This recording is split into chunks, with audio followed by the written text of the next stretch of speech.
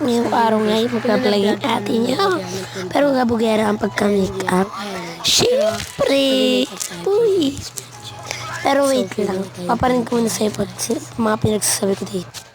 Pero maganda to. Or what? Ito na lang. Pumipili pa nga ako dyan kung ano yung gusto ko yun. Pero pakilimera yung pinsan ko. Ito siya. Say hi. So, let me get this. Kabugera ang dating. May papakpak pa nga ako dyan. Kala mo naman talaga.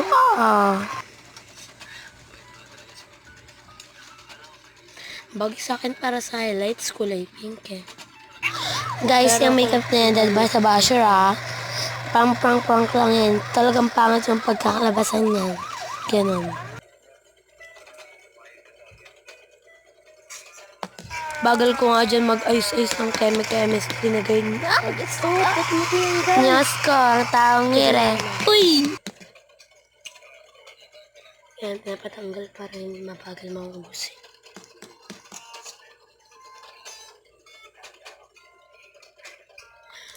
Putok na putok.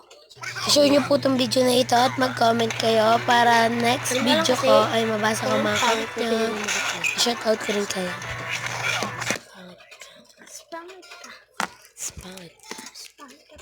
Nag-away nga kami dyan ng pinsan ko dahil sabi ang pangit daw. Pangit naman. Kunin mo. Una na ako. Nakuha ko naman yung susi. Hindi mo naman kasi nila. Kabugera nga dating. Kabugera na yun ate ko. Pang Latina. Pang kabugera. Ganyan yun. Siyempre kakapalan yung dash on. Pero ko talaga to. Pero kanyan. Kabugera. Next. Para hindi siya masyadong lagyan natin po. So, diba? Yes, forward ko na ngayon para mabilis lang, diba? Para hindi mo siya na. Kasi diba, no? Tag ko na lang ito na nag-vlog si Sophia Anggot. Right. Yan, tapos, next, dito tayo. Yan naman pinakamabilis sa pas.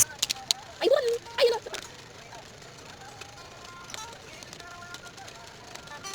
Ay! Alam si talaga lang.